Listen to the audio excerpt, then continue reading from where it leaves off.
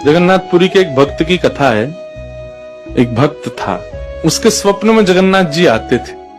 वो इतना रोता था मंदिर के बाहर खड़े होकर के। तो ठाकुर जी बोले, तू क्यों रोता है? बोले, आप बस मेरे साथ रहो, मुझे और कुछ नहीं चाहिए, और इस बात का मुझे अनुभव होना चाहिए कि आप मेरे साथ हो। तो भगवान जगन्नाथ जी ने उसको कहा, मैं तेरे साथ हमेशा हूं, और इसका अनुभव तुझे जब करना हो समुद्र की बालू में चलना, और थोड़ी दूर चलने के बाद फिर पीछे देखना, 2 पैरों के निशान तेरे होंगे और तेरे बगल में 2 पैर के निशान मेरे होंगे। उससे तुझे पता चल जाएगा मैं तेरे साथ।